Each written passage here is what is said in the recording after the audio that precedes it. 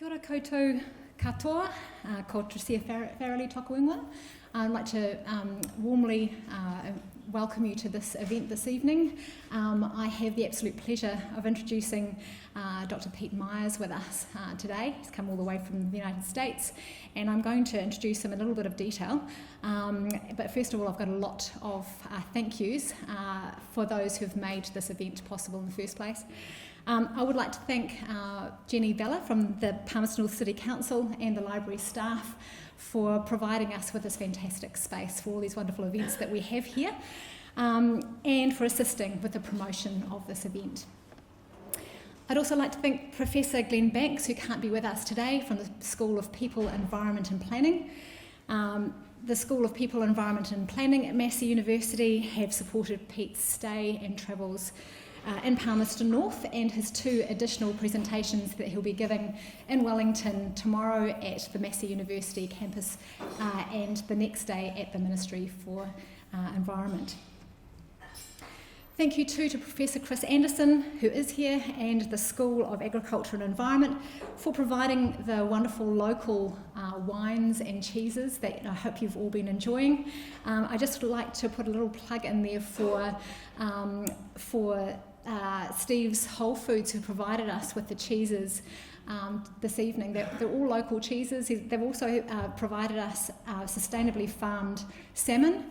It does come from Stewart Island, so it's not as local as many of the other fare that you've been tasting today, but they wanted to make a point that it is sustainably farmed and they're very proud of their produce, so that's there for you there too. All of the wines, I say, are local. Pahongana Estates are no longer with us, so I hope you'll enjoy what's left of their fantastic wines have produced at that winery vineyard. I'd like to just introduce how I met Pete very briefly. This introduction will be about 5 minutes, but I really want to set the scene for why it's so important that we have Pete with us in New Zealand at this particular point in time. So I'm an environmental anthropologist at Massey University, and I've been researching in plastics and plastic pollution, politics and policy and culture of plastic pollution for the last maybe 8 years, I think now. I met Pete when I was invited to speak at the Clusters Forum in Switzerland at a marine plastic pollution forum that was in July 2018.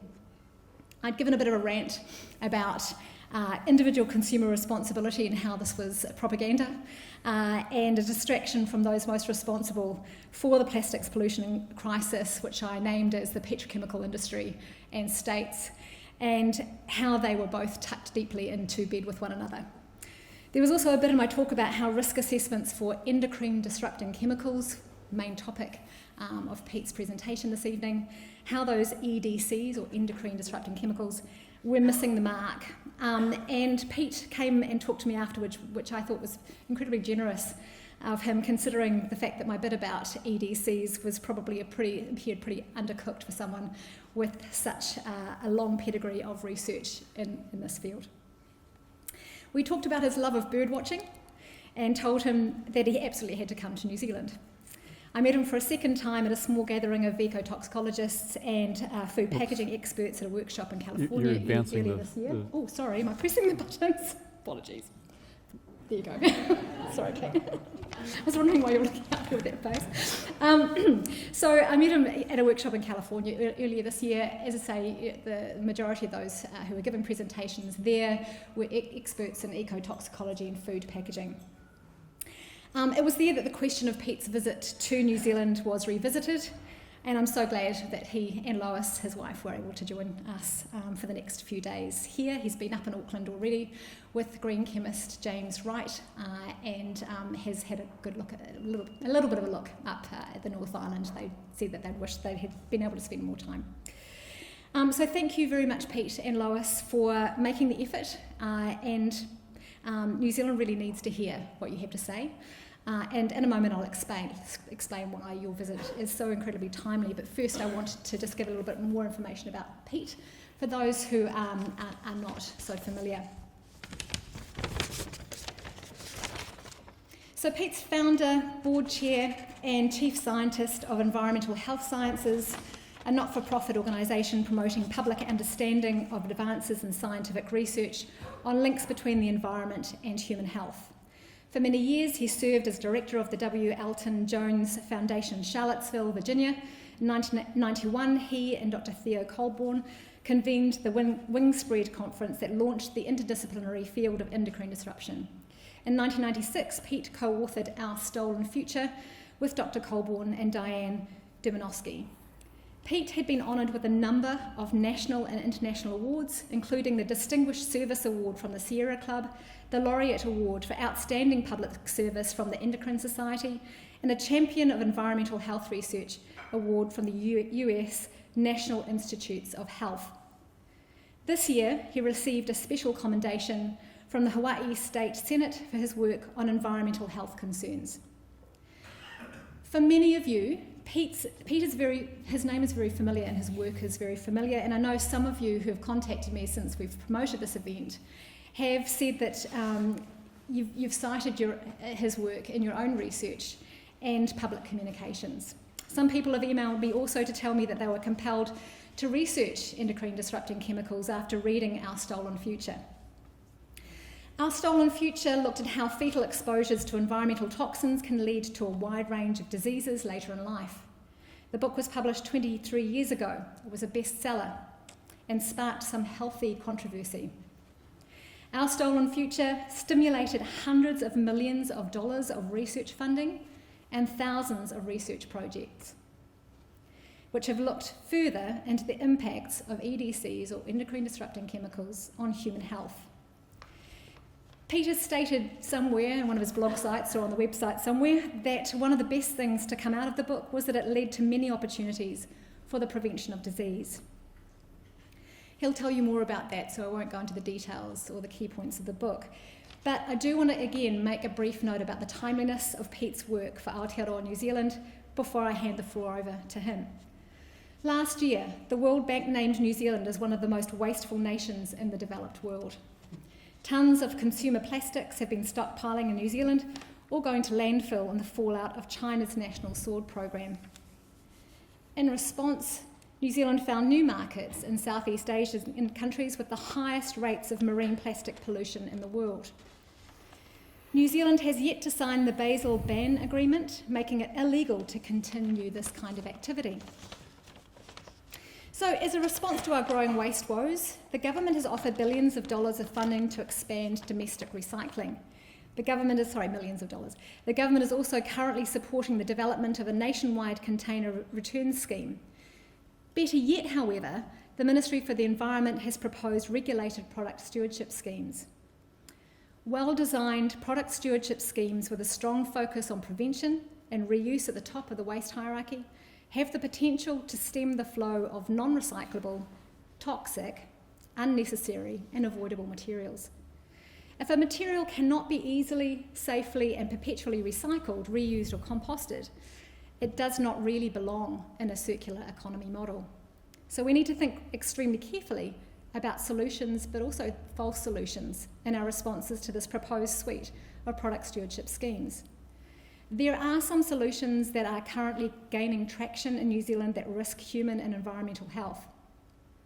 These include the recycling of plastics for food contact materials and the perpetuation of linear economic models such as waste-to-energy incineration, expanding landfills, and downcycling low-grade plastics into roading and items such as fence posts. The topic of Pete's presentation today is not yet part of the everyday discourse of New Zealanders, and yet it needs to be. Endocrine disrupting chemicals are implicated all along the life cycle of plastics, from the extraction of fossil fuels to the production of plastics and their consumption, the management and mismanagement of plastic waste, and legacy plastics. The information Pete shares here this evening, gleaned from decades of research in this field, will provide us some of the vital information we need at this particular point in time as we're making decisions about the product stewardship proposed schemes. New Zealanders do not want to lock ourselves into long-term investments we later discover are neither environmentally sound nor safe for the health of our people and for our future generations. Nau mai, haere mai, Pete Myers. Welcome you to the stage. Thank you.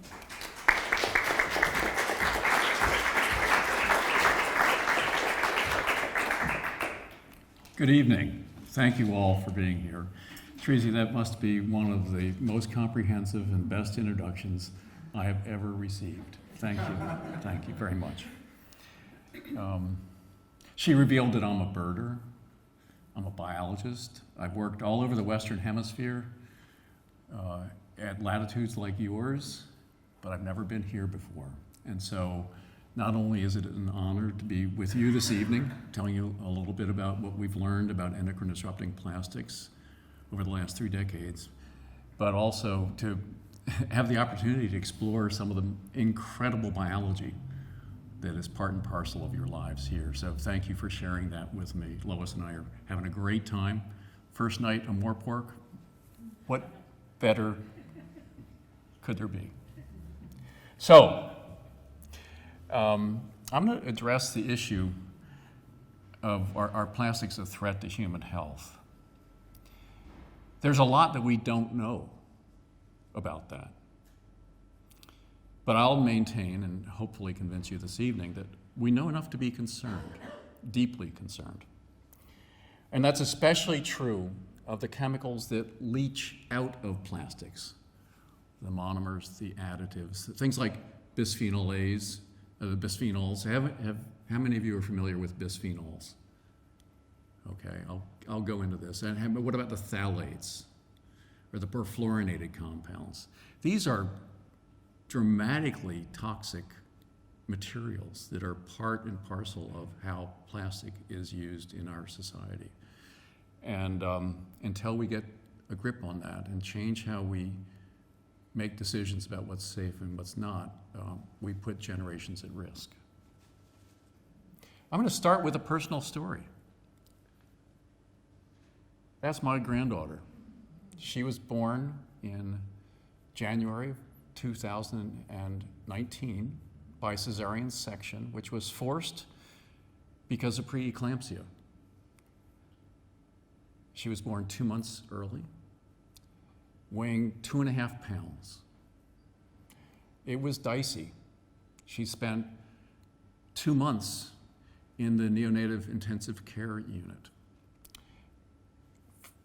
Leaping way ahead, she's doing fine now, and I'll return to that later. But it was touch and go for a while. Neonatal intensive care unit. It's full of plastic. My granddaughter owes her life to the plastic that was in that unit. In fact, when she grows up and learns the role that those plastics played in helping her survive those first 2 months, she'll probably be out there yelling, "Hooray for plastics." But there's a different side to that, a different side to this story.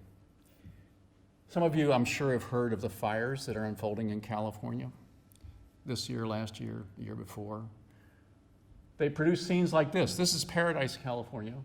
In November 2018, it was burned to the ground. And the houses, whose remnants you can barely make out there, were full of plastics, which meant those plastics either were burned directly, incinerated, and went into the atmosphere, or they were volatilized and went into the atmosphere. And what happened? So here is Paradise right there.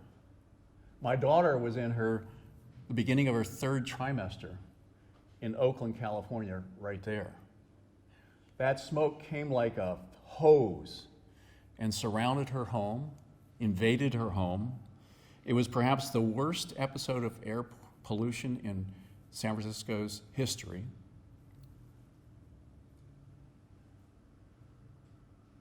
And when I learned about her preeclampsia a few months after this episode of air pollution, I immediately began looking into the scientific literature and very quickly identified a series of papers exploring the risk factors for preeclampsia that include smoke, air pollution, and specific compounds that come out of burned plastic, bisphenol A and phthalate metabolites.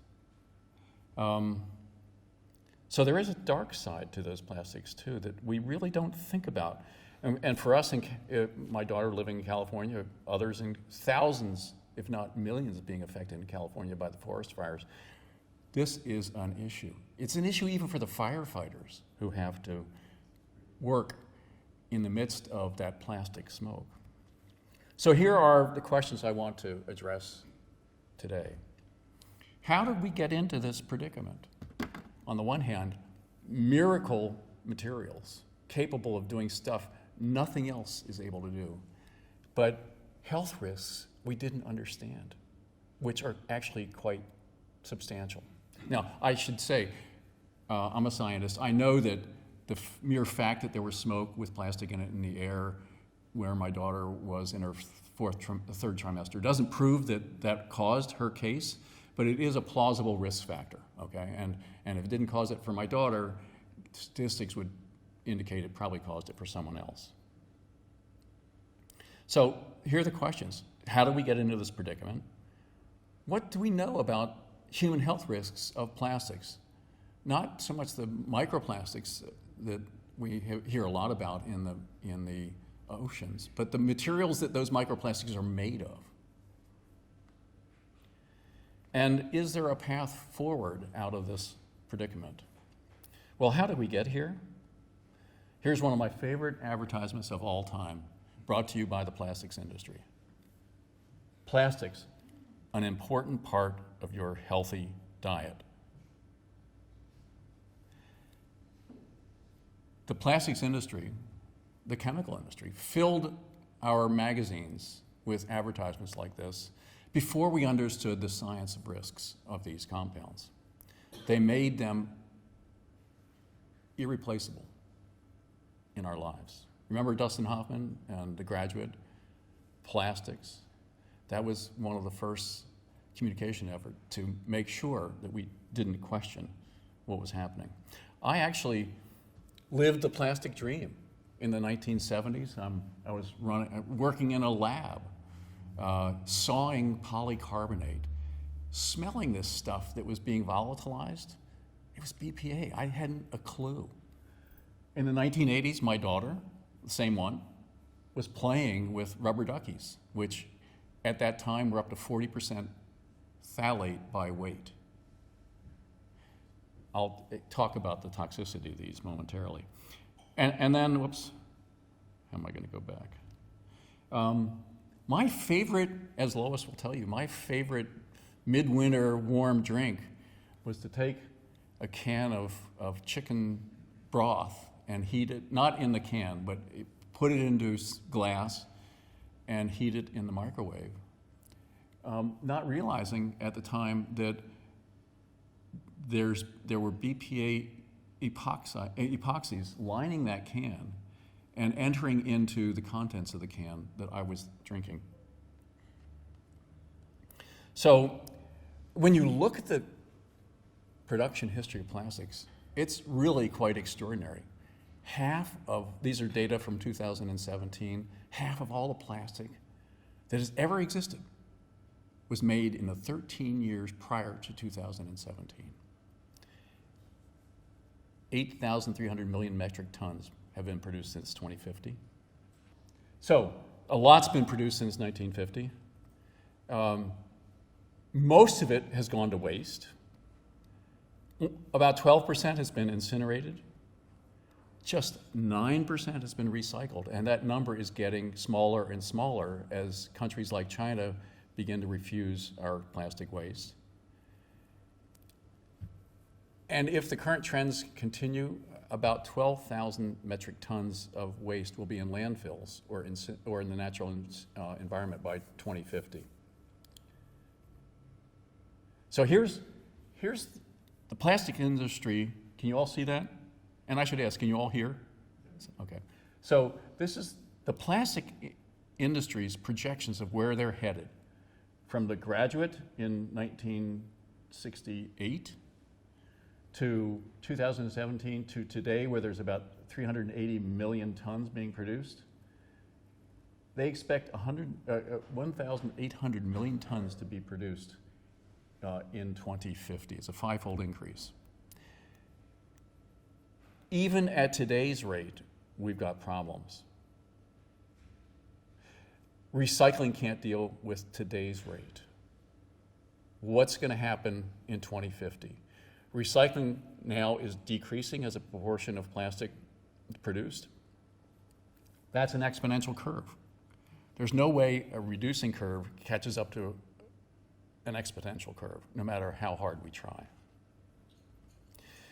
So how do we let this happen? Well, it wasn't until the 1950s and especially the 1960s that we started to learn that our genes are responsive to hormones. They're being turned on and off. And this really took root in the 1970s. They're being turned on and off by hormone signaling. It wasn't until the 1990s that we began to get really solid information that endocrine disrupting compounds hack that system.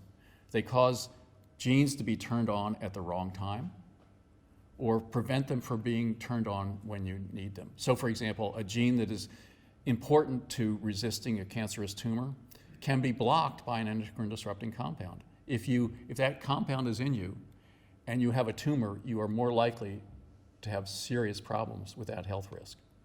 Many examples like that. So I work on endocrine disruption. I have since the late 1980s. These compounds, these chemicals have their effects at really low levels. Hormones work at parts per trillion. Endocrine disrupting compounds work at parts per billion. Also, some even at parts per trillion. So the consequences of having, for example, food wrapped in plastic from which what would appear to be a minuscule amount of contaminant leaches into the food and then we eat it, those consequences are far more important than we ever would have imagined as plastic was entering into our lives. Miracle material, lots of money being made, making them, and the science telling us it's a problem lags decades behind. It's now catching up. That's why I'm here. When this all started, this being our work on endocrine disruption, we were in the medical wilderness, somewhere in Iceland probably. But probably the most important thing that happened in this journey was that the Endocrine Society, which is the world's professional association of endocrinologists, both practicing physicians and research scientists who are concerned with how do hormones work and what happens if something goes wrong, including endocrine disrupting compounds. The Endocrine Society took this on as their major public policy issue. Why? Because the physicians are seeing, the endocrinologists, who are physicians treating breast cancer, prostate cancer, a whole series of diseases, are seeing these conditions increase exponentially. These are today's epidemics. The Endocrine Society was followed by the World Health Organization, who in 2012 issued a report saying that endocrine disruption is a global public health threat. Oops, I'm hitting the wrong button, sorry. The Endocrine Society followed up in 2015 with a second round of assessments, basically confirming that it's even worse than we thought. Because when we wrote the book, there were lots of health endpoints we didn't yet understand were affected by these compounds. Here's a list in the form of a word cloud of some of today's epidemics of chronic diseases, and for every one of those items on that table, on that word count, there is serious scientific evidence saying endocrine disruption is involved in the causation of that disease. Is the science certain? No. Is it plausible? Absolutely yes. The certainty varies from issue to issue. Obesity, which most people think of as just how much you eat and how much you exercise, actually is deeply vulnerable to endocrine disruption, and I will show you an example of that shortly. As I said, these are today's epidemics. This is why the Endocrine Society was so committed to becoming involved in public education about the consequences of being exposed to these compounds and political advocacy about trying to get ahead of this problem.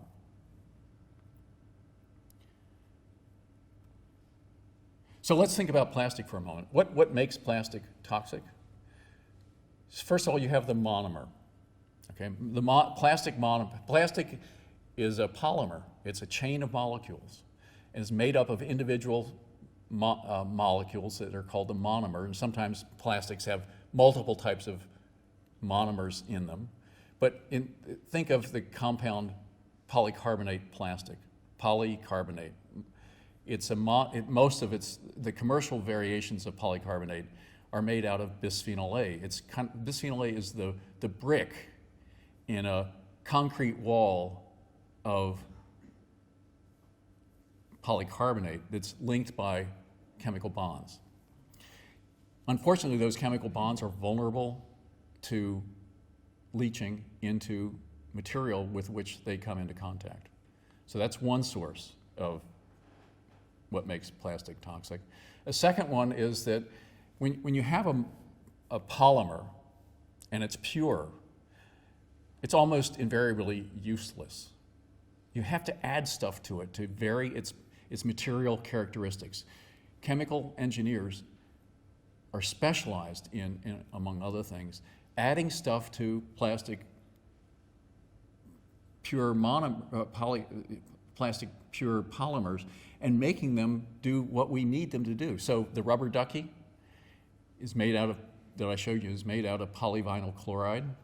And as a pure PVC, polyvinyl chloride plastic, you could, if I were to take it and throw it at my daughter, she'd get hurt because it's really rigid, okay?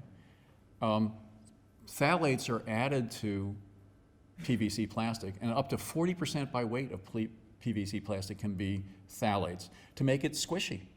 So you can, it's something you could be happy to put in the bathtub with your daughter until you learn about what those phthalates can do, which I will cover.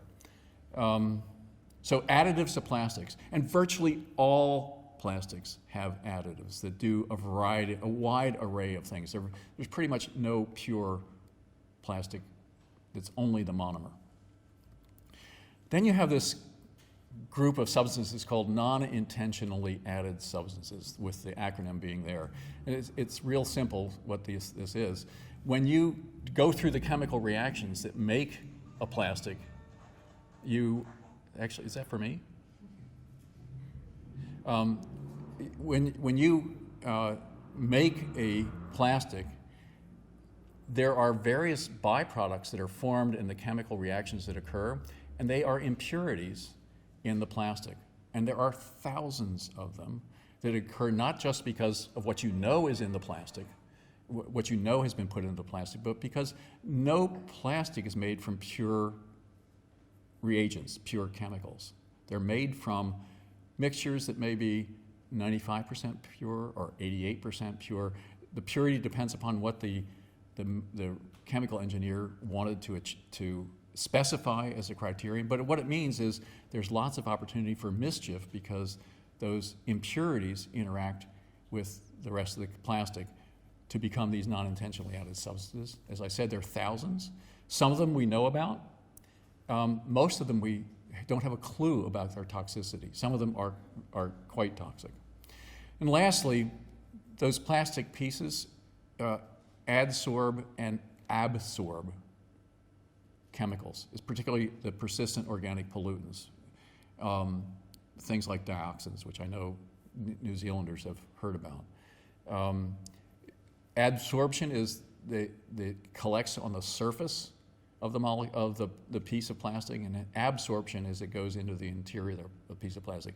And I just attended a meeting in China last week where we learned that the absorption includes bacteria that often are resistant to antimicrobial agents. So there's a whole biological dimension to this as well. So as I entered into this over the last 30 years, it left me with a few painful realizations. First of all, no plastic has been tested thoroughly. Think of that. No plastic has been tested thoroughly. if for no other reason than the existence of those non-intentionally added substances. But there are other reasons why they haven't been tested thoroughly either, which I will get to. The tests used when they are used, are flawed and outdated.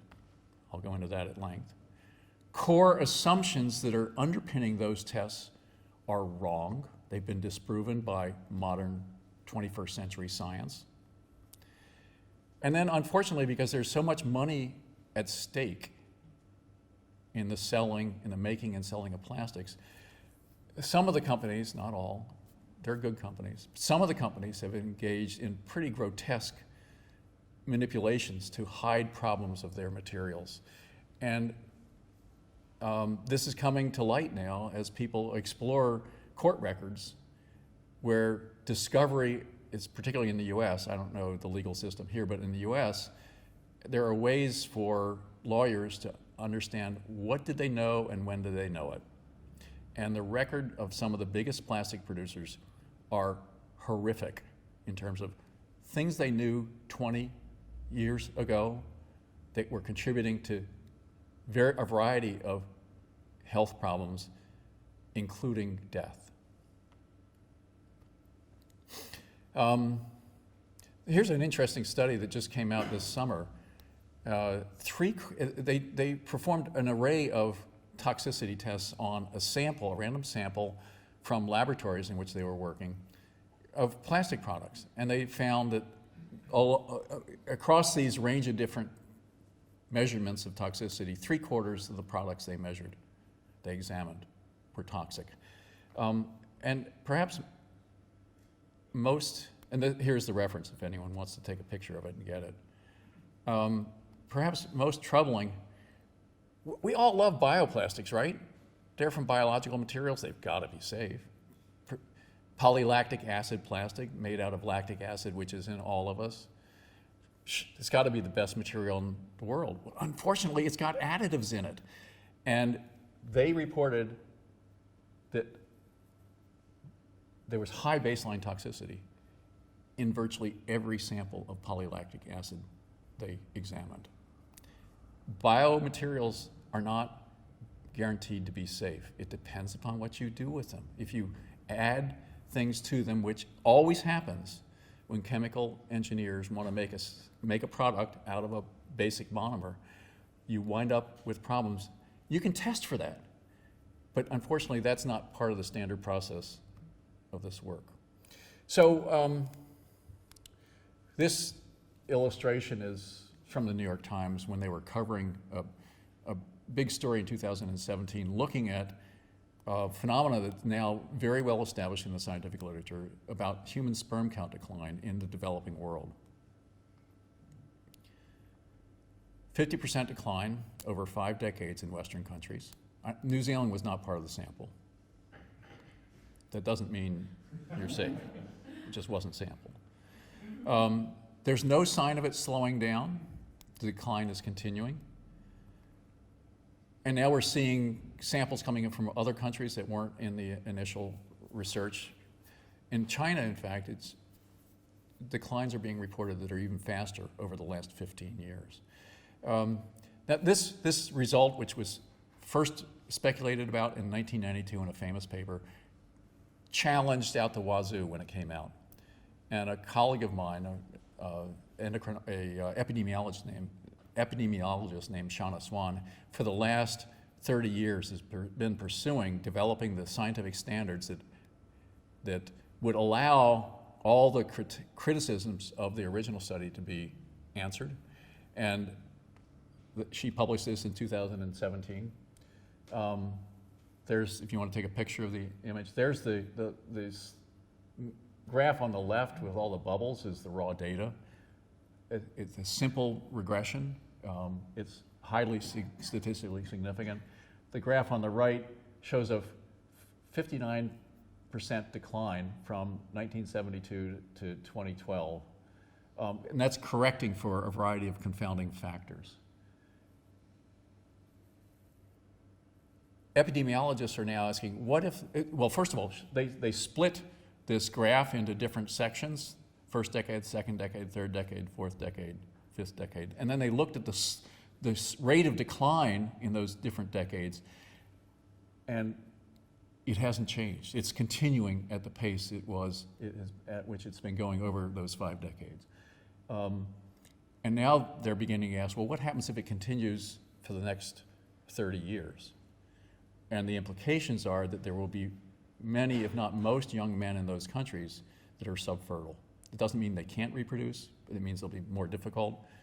They may have to resort to artificial technologies, which are incredibly expensive and not available to many members of the population. That's a problem. We don't, as a scientist, I know we can't simply say that's going to happen, but it might, and we have to be ready for it. A similar graph, this is from US data on rates of autism. Autism is a multifactorial disease that has both a inherited genetic contribution, but also from a variety of other sources, including there's strong evidence showing that in mice, you can induce autistic-like behaviors quite reliably through exposure to certain compounds, including bisphenol A. And there are also epidemiological data substantiating that bisphenol A presence in the womb as that child is about to be born are linked to risks of autism later in life. For me, the troubling thing about this graph is that's another one of those exponential curves. And if you take, so right now in the US, it's 1 in 68 kids are autistic, somewhere on the spectrum. If you take that graph, it doesn't show any signs of slowing, and extrapolate it to the future, by 2042, 1 in 2 kids in the US could be autistic, at which point we have a dysfunctional society. It doesn't work. The autistic kids have lots of positive things to add to society, but if you need to have social interactions that are functional, that's not a good thing. I'm sorry, I meant to introduce this one book. That graph is from this book. This is Toxic Cocktail. Barbara Epidemics is the author. She's a famous scientist in France who works on how endocrine disrupting compounds interfere with thyroid hormone. Thyroid hormone is vital to wiring your brain correctly. You get thyroid disruption, endocrine disruption of the thyroid hormone, you've got brain wiring problems.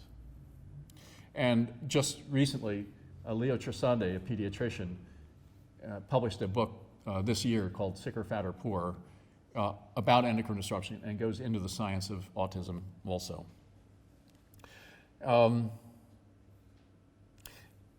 This is one study, which I alluded to earlier, looking at how mouse behavior and brain structure can be changed by exposure to endocrine disruption, specifically in this case, bisphenol A in the womb, leading to autistic-like behaviors in the mice, and leading to changes in gene expression, the turning on and off of genes, that involve genes that we know from genetic studies are tied to autistic risk in people. So I'd love to go on and talk to you all about 1,000 different articles like this. It wouldn't be worth your time.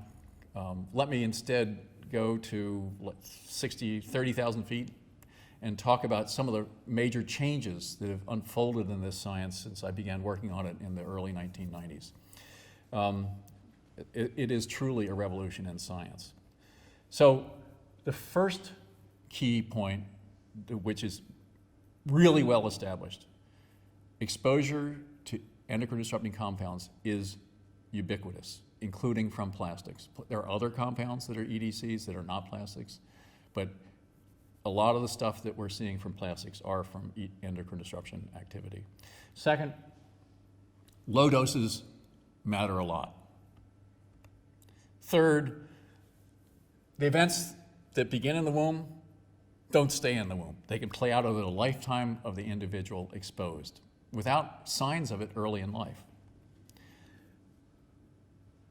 Fourth, when you begin to look seriously, knowing modern 21st century science, at how regulatory agencies establish what's safe and what's not, they don't get it right, not even close. And I'll give you some specific examples.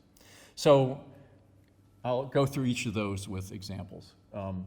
Exposure to EDCs is ubiquitous. First of all, we bring them into our homes when we eat plastic packaged food.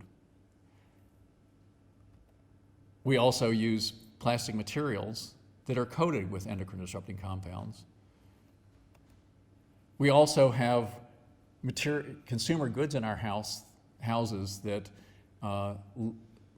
from which EDCs volatilize, particularly when they're heated, and they get into the dust, and the kids pick up the dust, or the cats pick up the dust, and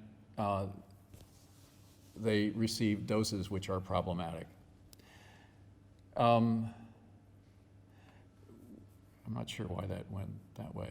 Oh, actually.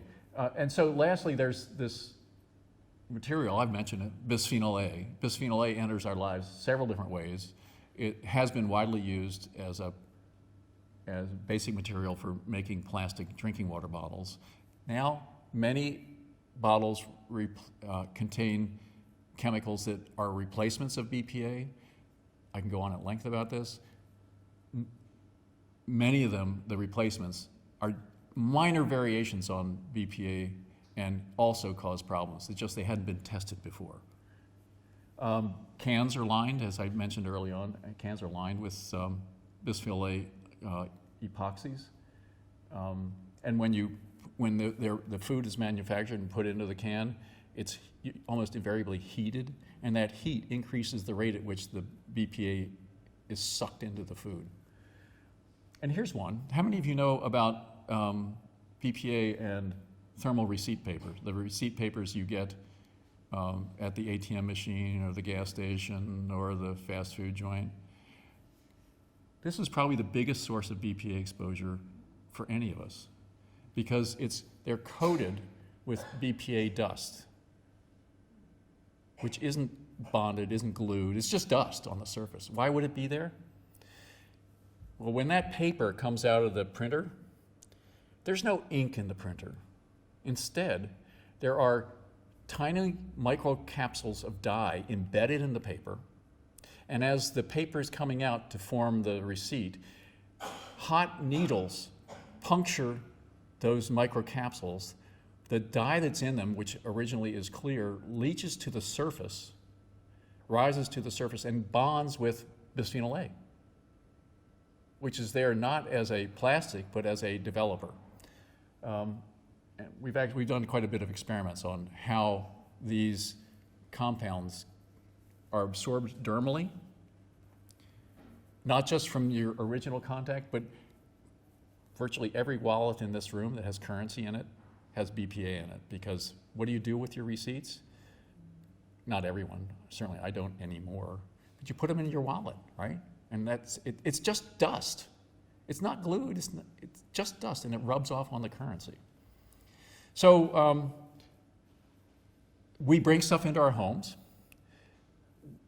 but it also turns out there's a global distribution of these compounds for a variety of reasons. We've known about this for a long time. This is a famous paper published in 1995, looking at tree bark from around the world and finding persistent organic pollutants in virtually every sample measured in tree bark around the world.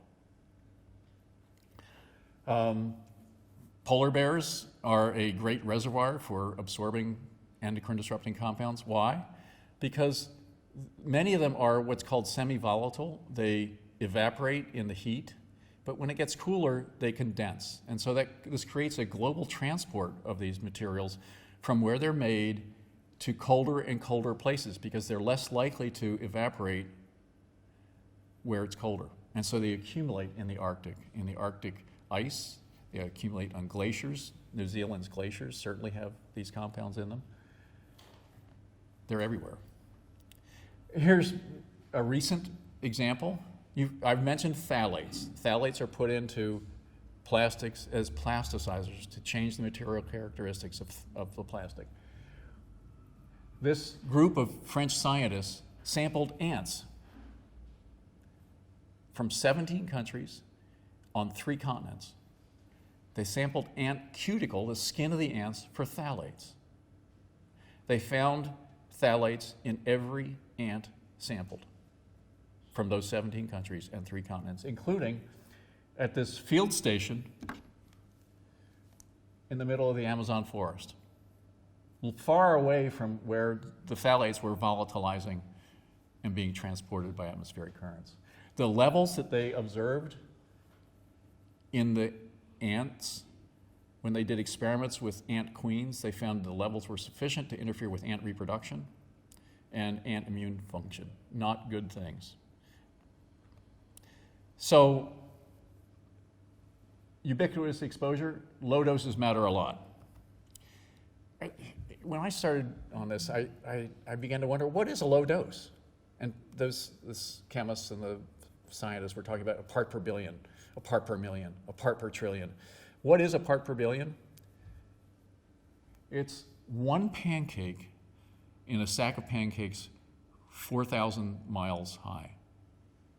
Sounds like a tiny amount, right? There's another way to look at that. If you imagine a drop of water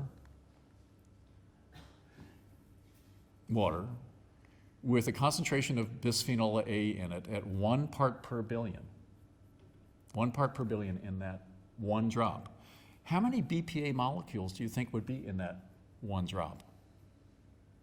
Any chemists here? No? Anyone remember Avogadro's number from high school chemistry?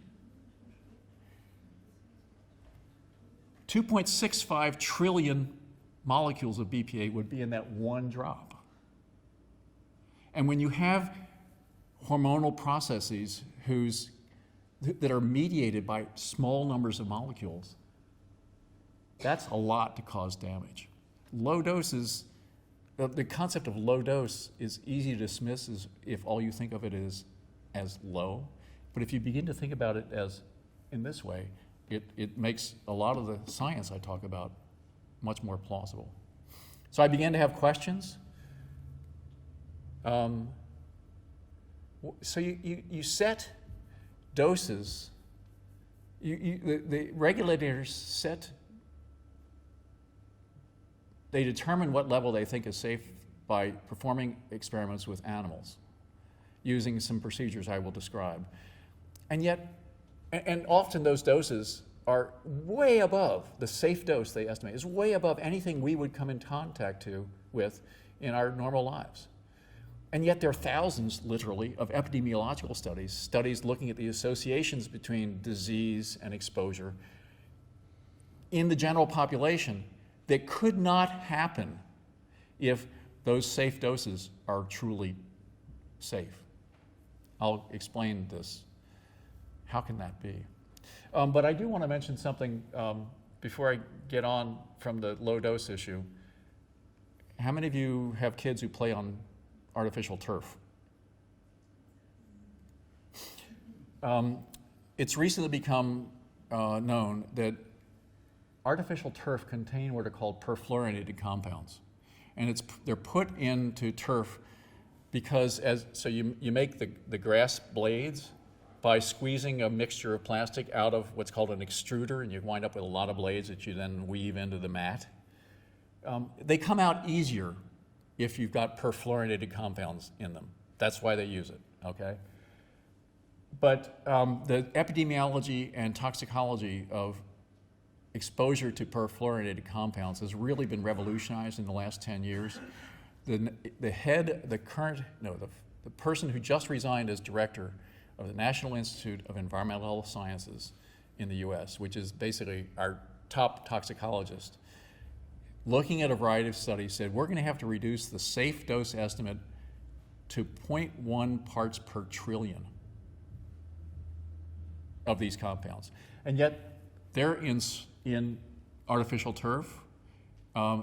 In my community, we just had a recent example where 120 tons of artificial turf were recycled by dumping them in a nearby woods and not worrying about the toxicity that was unquestionably going to leach from the turf into nearby water sources.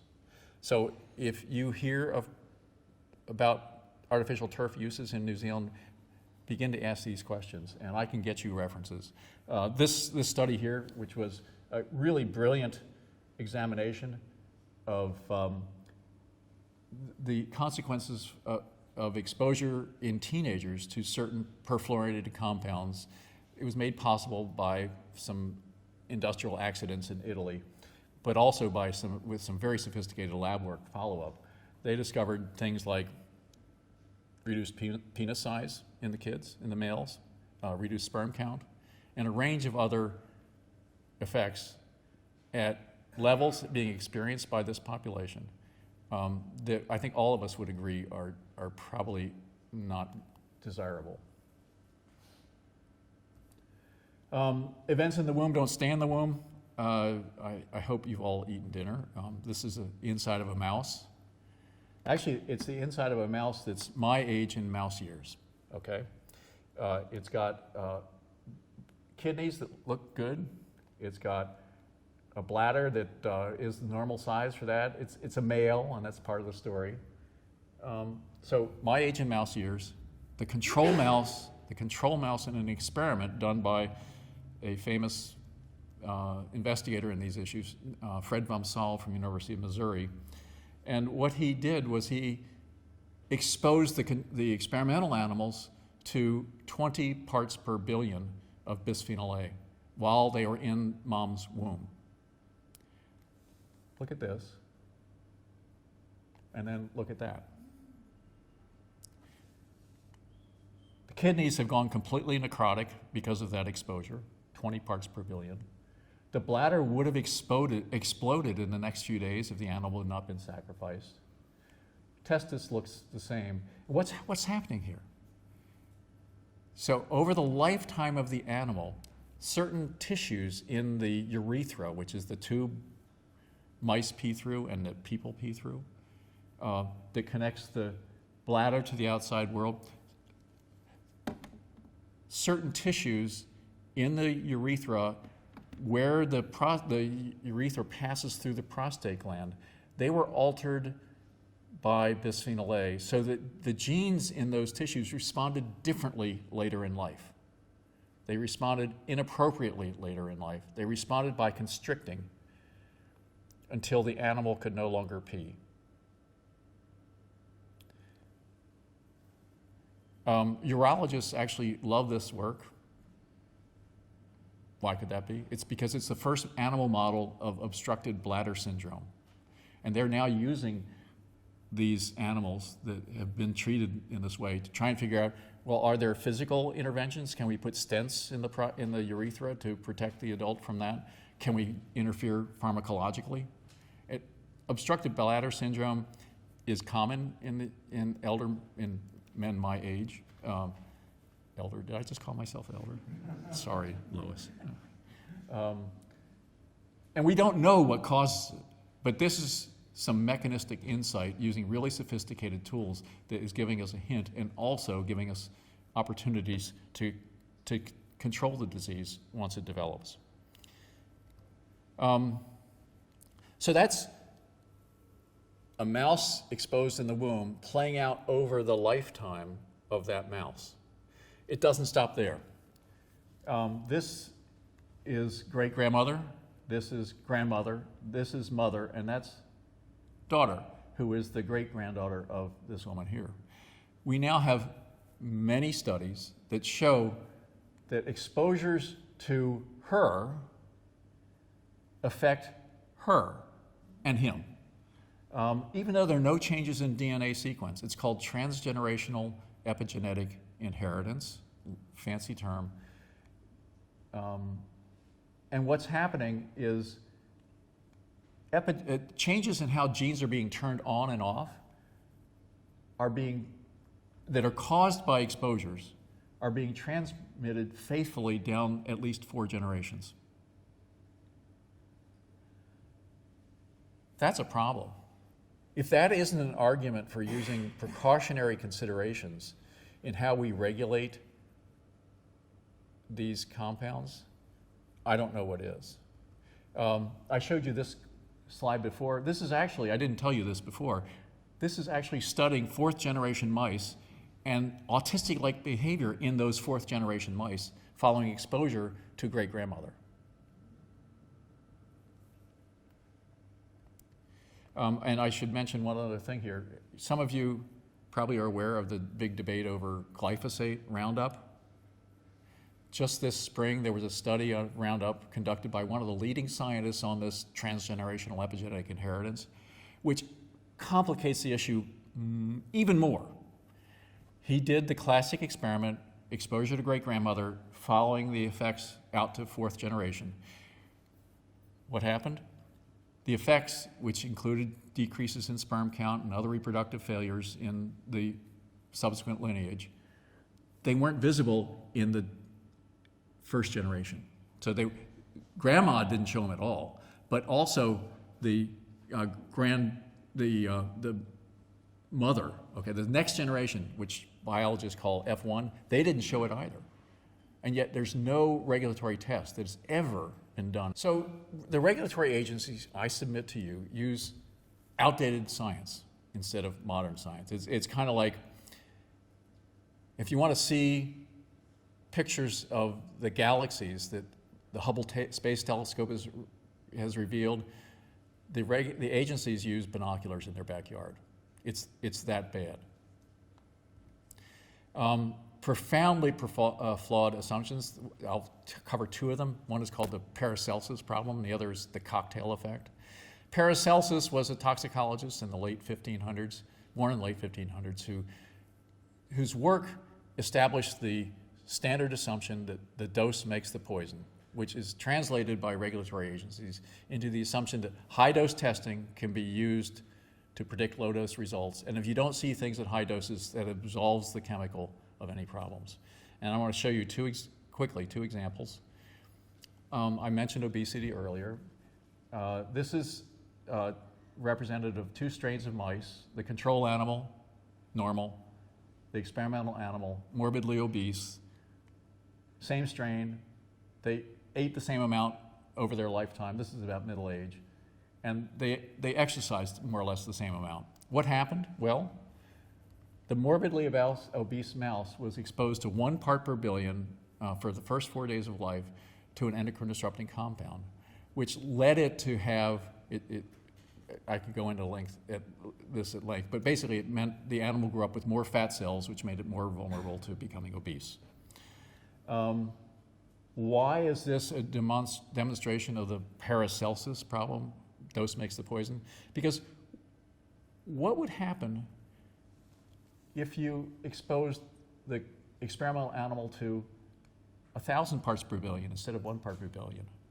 I'm sure some of you remember the Monty Python scene where you got that guy eating everything that was on the table and he puts the last wafer in his mouth and he explodes. Is that what you think would happen? No. The experimental animal, actually becomes skinny compared to the control. It loses weight. No regulatory test that's ever been conducted would have detected this morbid obesity because they work at high doses, they work down the dose response curve until there's no difference between control and experimental, and then they stop. They don't test. And let me show you one more detailed example. This is tamoxifen. How many of you know what tamoxifen is? It's a pharmaceutical used to treat breast cancer. It's really effective at treating breast cancer, but it also isn't completely metabolized by women when they take it, so it gets its way into streams, and people are interested in what's a safe dose of tamoxifen in streams. So, whoops, boy, that was quick. You didn't see that, did you? So, what this shows is a classic experiment where you've got the control there, and tamoxifen works at high doses to suppress the growth of a breast tumor, okay? You work down the dose response curve until there's a second, it's also restricting growth at that level, but down at these levels is no longer having an effect. It's no longer different from the controls. The way toxicologists work with data like this is they declare this is the first level that didn't cause an effect. They call that a no observed adverse effect level. They don't do any more testing at low levels. Instead, they use correction factors, which take into account the fact that rats aren't little people, et cetera. And usually what that means is they divide that dose by 1,000 and then assume that that dose is safe. They don't test. They never test that dose. A colleague of mine did. This is what he found. Literally at the safe dose, tamoxifen is causing growth of the breast tumor. This is a standard pattern in endocrine disrupting compounds and in hormones. Some things happen at high doses, different things, even the complete opposite can happen at low doses.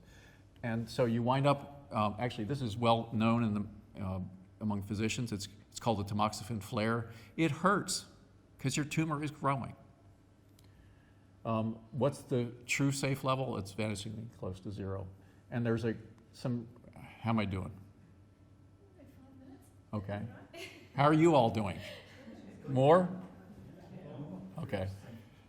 You're overruled. No, I'm almost done. Yeah. Okay, so I mentioned bisphenol A, BPA. I've worked on BPA for a long time, as have actually hundreds of scientists. And this is the result of a study published this past year, and I'll cut to the chase here. The current tolerable intake, what FDA considers safe is, I'm sorry for the color, 50 micrograms per kilogram per day, which is not really low. It's beneath what many of us, it's beneath what many of us are exposed to, but some people are exposed to lower levels. And this new study found effects at 2.5 micrograms per kilogram per day, a lot lower than what FDA considers safe. These are the FDA's own data. But because these data involve the FDA's own data show dose effects at really low doses that don't occur at high doses, they say it's not biologically plausible, so they ignore this. They ignore it. Even though if you take Endocrinology 101, you're taught about high doses versus low doses. It's called non-monotonicity. I don't expect you to remember that. But if you use this to establish a new current dose, what's safe? It would have to be 20,000 times lower than the current US FDA dose. This is not just BPA showing this. We've published papers showing that many different compounds, endocrine disrupting compounds, follow the same general pattern. They do different things at low doses than they do at high doses, and the regulatory tests miss them completely.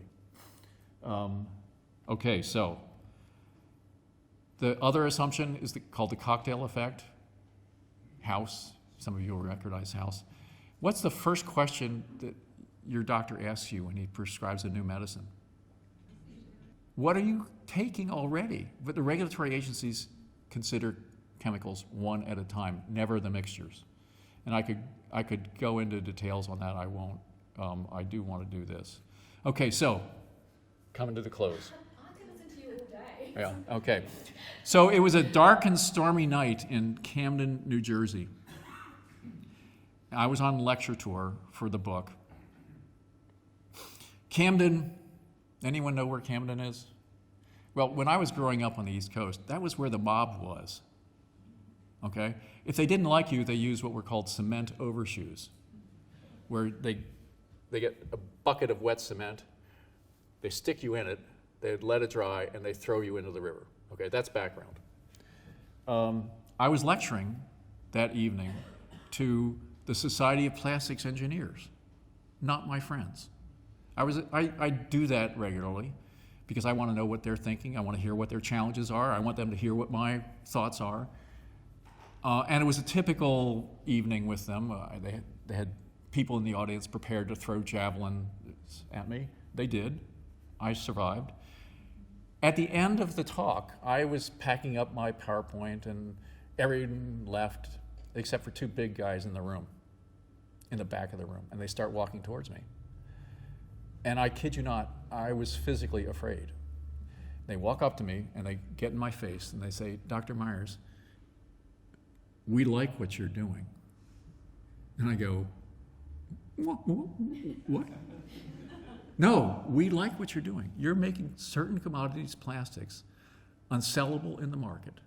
And we have the replacements. And we're going to make a lot of money. And so my educational background is way to the left.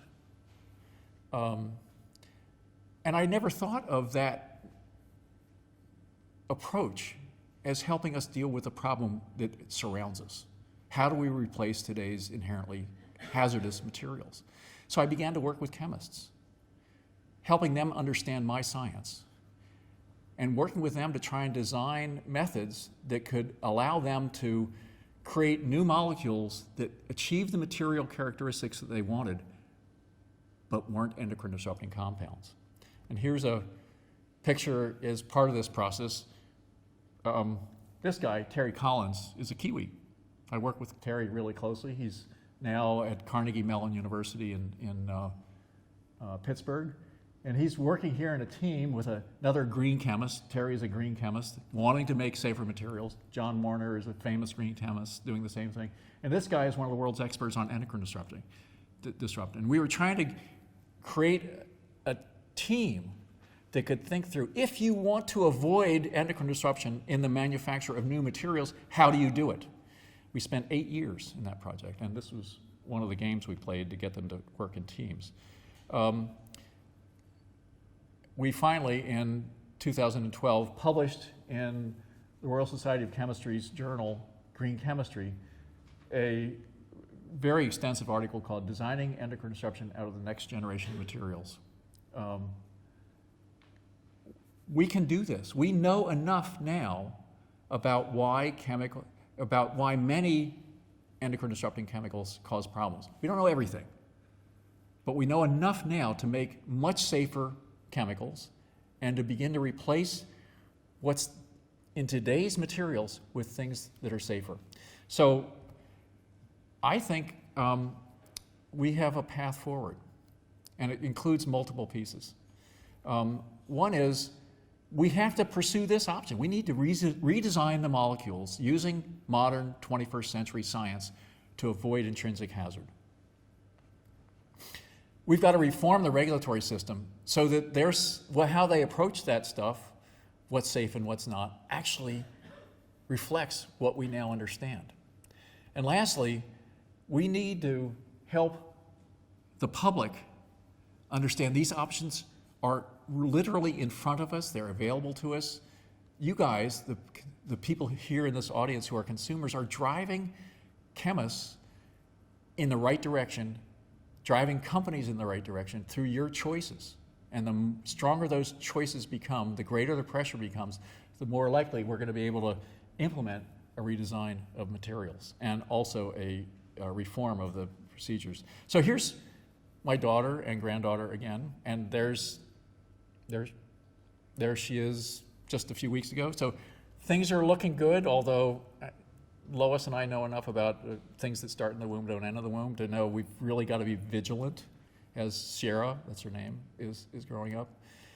So the toxicity of plastics is far more serious than anyone imagined when they became central to our lives. It's put us in a deep hole. It's causing lots of health problems. Some we don't even know about yet. But now we know enough from this science to change direction, to bend the curve and move in the right direction. It's not going to happen rapidly, but it definitely can happen if we use the science that has emerged out of the work of thousands of scientists over the last 30 years. Thank you.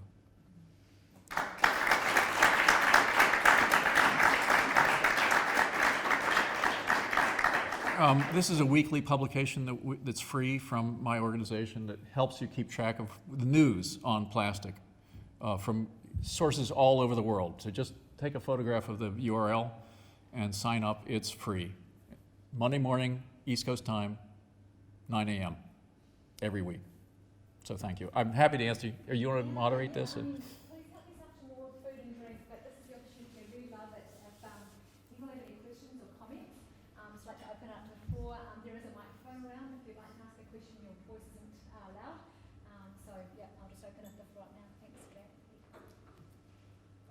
Please. You showed the exponential curve of plastic use, people are being more urbanised, being more lazy. One myself, I try not to use plastic, but we all do. The power of these companies, no matter how good the science, you think that, like the proof, you give more funding to prove the toxicity, and are they just going to make a new safer cigarette, or are you fighting uphill against the massive power of companies for this plastics? We are fighting uphill. We are. We aren't guaranteed to win this. But if you think about the visibility of this issue 5 years ago or 10 years ago, there's been a sea change in public interest and public commitment to finding solutions. We don't have solutions to all the problems. We're beginning to see serious pressure to identify them and implement them. And I'm ready to be there working to make it happen, even though I know how hard it is.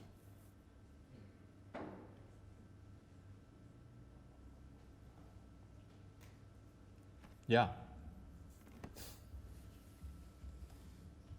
So, in parts of the United States with, let's say, suboptimal environmental regulation, and I'm basically thinking about the southern United States here, would there therefore be a cluster of endocrine disruptive morbidity and mortality? There certainly are places in the country, particularly, for example, in Louisiana, which is famous for its Cancer Alley, or places in the Central Valley of California where kids are plagued with ADHD and a range of other neurodevelopmental problems which appear to be linked to the exposure to pesticides. They're certainly there. But here's the challenge. These chemicals are in all of our homes. The high doses that are experienced in those places are one thing, but the low doses that everyone brings into their homes are a problem that challenges epidemiology really deeply. There is no controlled population. So identifying clusters and analyzing is a real challenge, although people are doing it.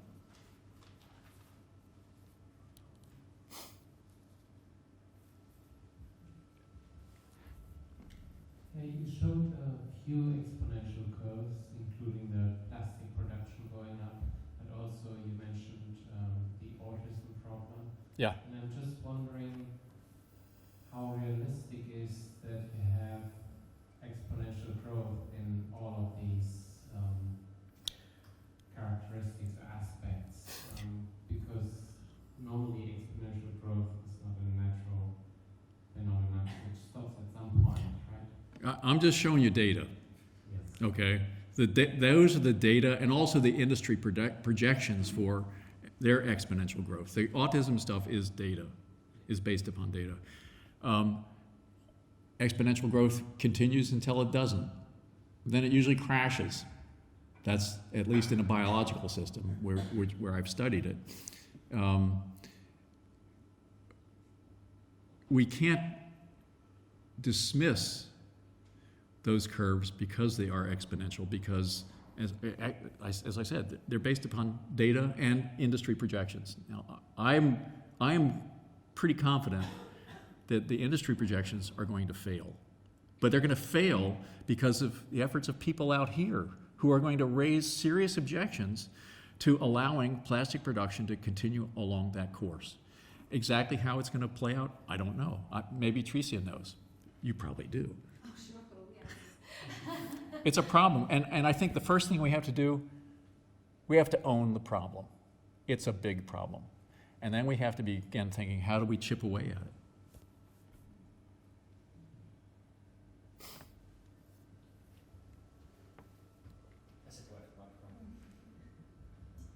So thanks, Pete. It's fascinating insight. So in all of your engagement with the chemists, do you have hope that there's something out there which is a good plastic, a safe plastic? I mean, do you have any insight?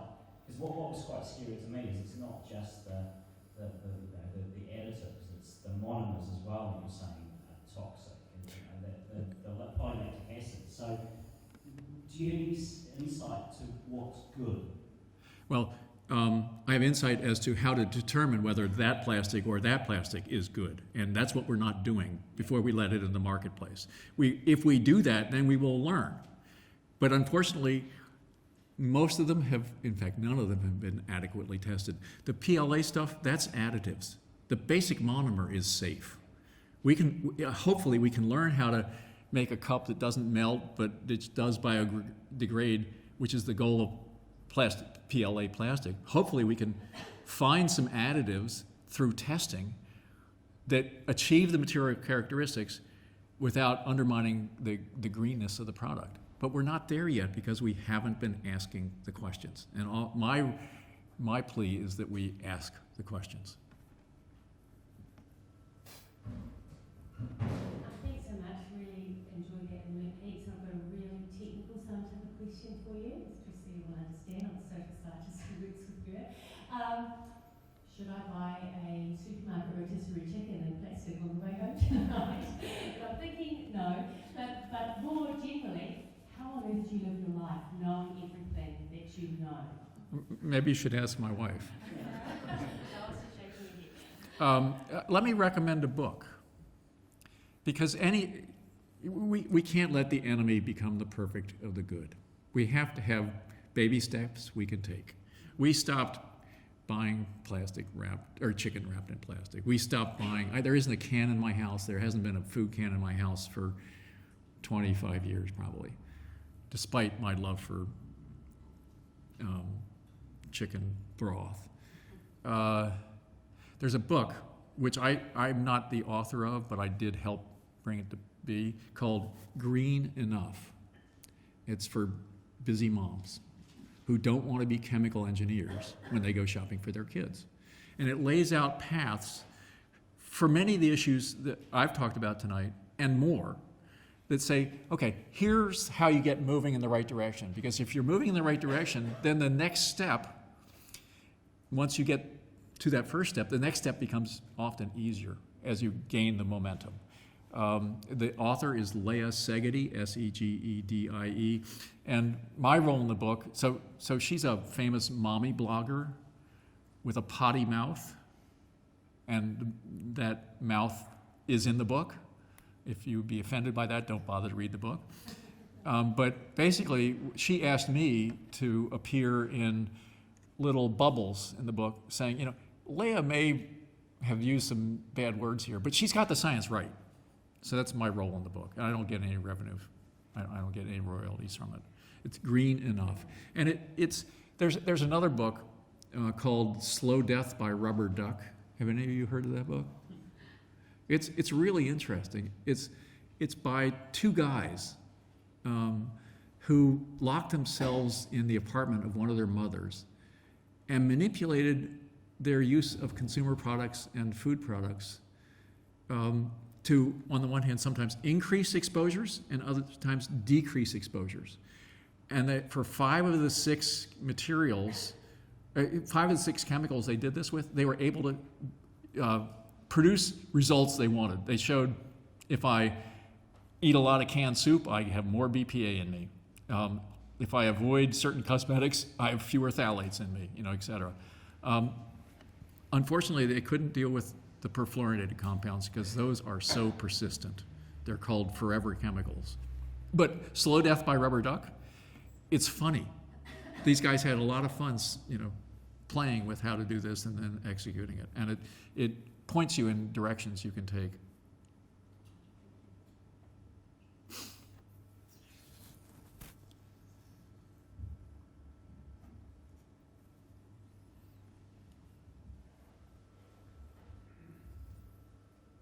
I'm just wondering what the natural breakdown of some of these compounds is. Obviously, the fluorinated compounds last a long time, but the BPAs and things like that, are they going to be legal? It depends upon the environmental conditions. BPA is metabolized by us pretty quickly, within somewhere 12 to 24 hours, but our exposure is continuous. Because, for example, of those papers that I told you about, we're handling them all the time. BPA, on the other hand, doesn't break down in landfills. As you throw away your CDs, which are made of polycarbonate, into the landfills, they're breaking down into the monomer BPA, which then goes into the leachate from the landfills, which goes into the water system. So landfills are one of the biggest sources of environmental exposure to BPA, because there is some breakdown, but it's not. They don't get mineralized. They don't get reduced to their core elements. It varies from chemical to chemical quite a bit. Hi, thank you very much for your presentation. It was very cool. I've got just two questions for you. In your personal opinion, what's the biggest plastic pollution we need to address as a product, in your opinion, right now? What's the most urgent?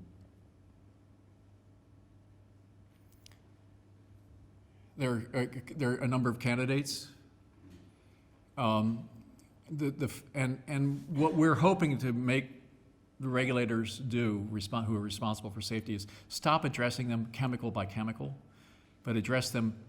Let's begin with families of chemicals. Let's begin with not just bisphenol A, but the bisphenols, of which there are at least 40. Let's begin with the phthalates instead of the individual chemicals that are phthalates. So I could argue it's the phthalates, I could argue it's the bisphenols, I could argue it's the perfluorinated compounds. It may be that because the perfluorinated compounds are so awfully persistent that they should be at the top of everyone's mind. And exposure is far more ubiquitous than we had thought, if for no other reason than the things like the artificial turf story I told, which no one is thinking about. Do you know of any of the people responsible for water quality in New Zealand who are thinking about perfluorinated coming off of artificial turf? I'd love to hear the answer is yes, there are, but I don't think that there are. So perfluorinated, the family of perfluorinated compounds, of which there are thousands, and where the industry response to challenges to their safety is to substitute another one that's not been tested yet for an existing one, and to use some made-up chemical arguments as to why that's safer. The perfluorinated rank pretty high, but I want to deal with at least those three, but there are too many of them. Fair enough. Final question. This is from a specific point of view on plastic. I'm busy developing a reusable pallet load containment system, so very much taking away street tracking on pallets for our supply chain industry, which is by the thousands of tons. Worked in the distribution industry.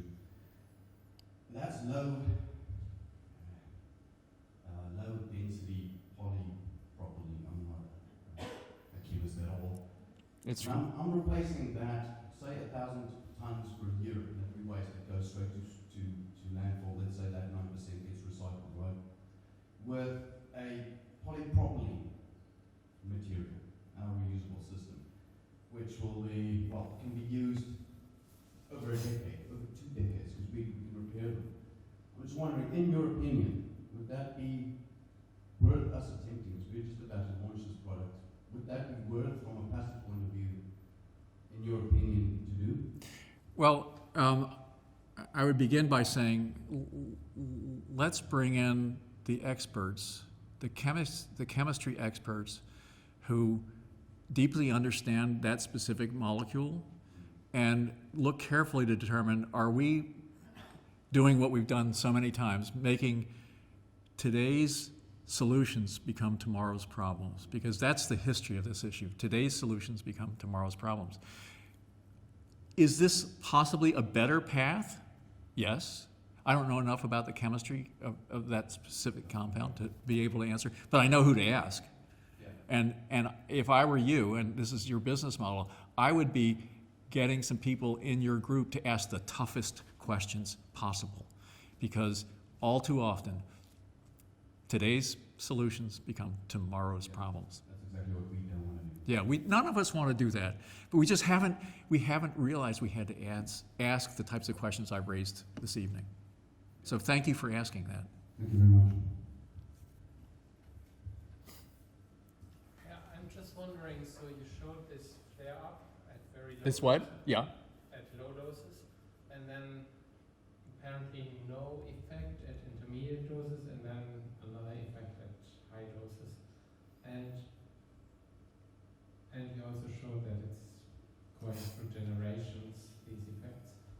So I'm wondering, until we have gotten rid of all these problematic plastics, would it be worthwhile to have testing of the dosage that we are carrying, and then potentially actually add some more to get rid of the flare-up? It's Well, just, that- like a bit like medical engineering. I mean, it's obviously Yeah. not what we want to do, but like as an intermediate solution to reduce the health problems. That's a wonderful question. It's more complicated because each of those curves is one endpoint. With hormones and endocrine disrupting compounds, the genes that are affected change from level to level. If you're only looking at one endpoint, all you see is what's being affected by that chemical, okay? At high dose, something else is happening. Yes, in theory, we don't know. You have to you got to be a scientist. You got to ask the questions. What's happening at other doses? And so, for example, if you wonder how is it that high doses could do, or low doses could do one thing and high doses do another. Well, it turns out an easy way to think about this is it's like a thermostat. Okay, the low doses are like when it's cold and it turns on the furnace. Literally, with that same chemical, as you move up the dose response curve, you start turning on genes that turn off the low dose genes. But there are other things that are happening, and I wish that were the answer. It's not.